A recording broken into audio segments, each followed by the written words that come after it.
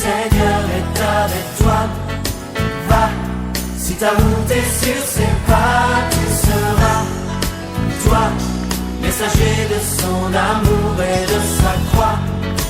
Va, et ne te retourne pas jusqu'au bout. En son nom, nous irons, revêtus de lumière jusqu'au bout. En chantant, nous irons jusqu'au bout de la terre. Pas toi, par la force du Seigneur et par la foi, crois que son règne est avec nous ici-bas, où l'ennemi n'a plus qu'à plier le genou, là où Jésus-Christ nous envoie jusqu'au bout. En son nom, nous irons, revêtus de lumière jusqu'au bout. En chantant, nous irons jusqu'au bout de la terre.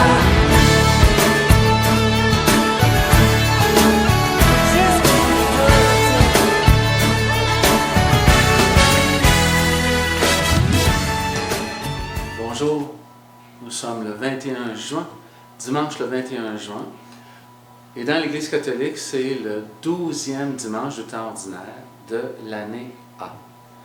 L'Évangile d'aujourd'hui nous dit que nous sommes envoyés en mission, mais n'ayez pas crainte. Même si Jésus nous dit « Je vous envoie comme des brebis au milieu des loups », il ajoute « Mais n'ayez pas crainte des hommes. Ne craignez pas. » Il nous envoie avec la force de son esprit.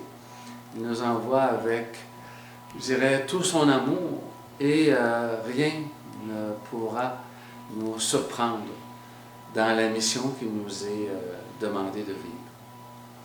On sait aujourd'hui, par les rapports du Vatican, qu'il y a plus de martyrs dans l'ensemble de l'Église qu'il y en avait au début des 3 premiers siècles de l'ère chrétienne.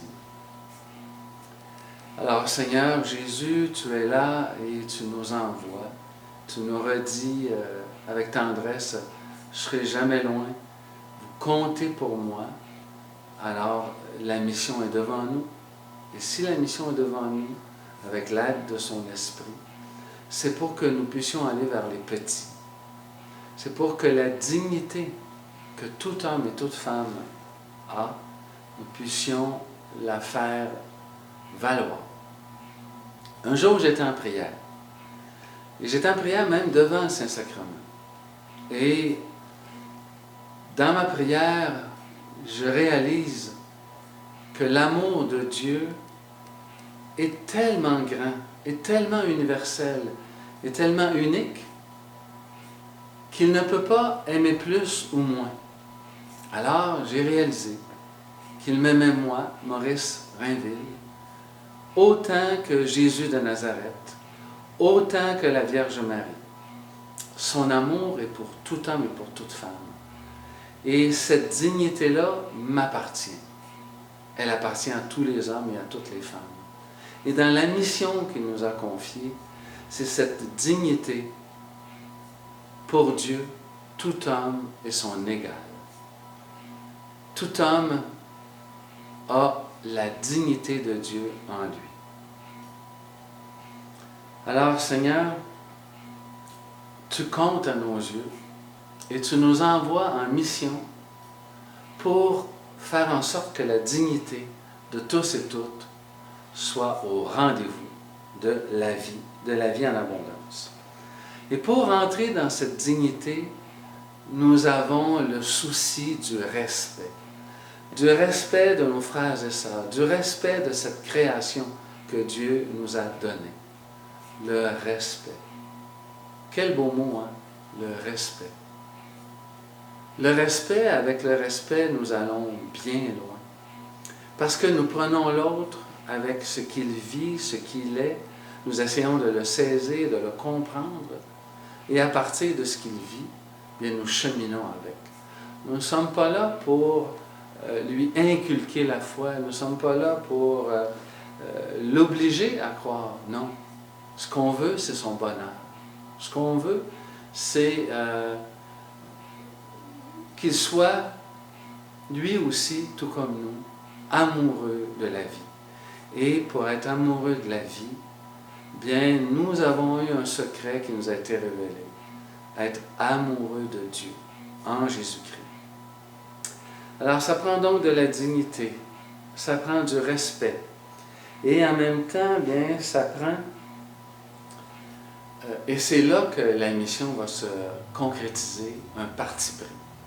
Il nous faut un parti pris pour les plus faibles, les plus pauvres. Il nous faut un parti pris, comme le Seigneur l'avait, pour les personnes qui étaient rabaissées par les grands de ce monde. Encore aujourd'hui, plein d'hommes et plein de femmes, plein de jeunes sont rabaissés. Alors nous arrivons comme témoins de la parole de Dieu, comme témoins de l'Évangile, comme témoins de Jésus-Christ, en redisant, oui, nous sommes prêts à défendre la dignité. Nous sommes prêts à aller dans le respect de la vie. Nous sommes prêts à prendre parti pris pour les plus pauvres, les plus faibles, les plus petits. J'ai tout de lui en moi. J'ai tout de lui en moi.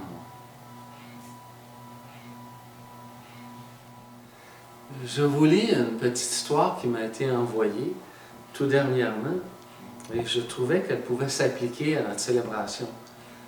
N'ayons pas peur. Considérons que le désir de Dieu en nous chasse la crainte et la peur. Un jour, un homme nettoyait sa voiture. Son fils de 6 ans s'est approché de la voiture et avec une roche a fait des graphines sur la voiture.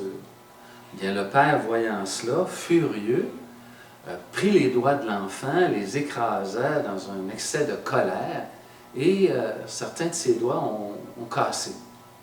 Alors, il s'est retrouvé à l'hôpital et l'enfant a dit à son papa, « Papa, est-ce que mes doigts vont repousser? » Le père, pris d'une émotion incroyable, ne savait plus quoi dire.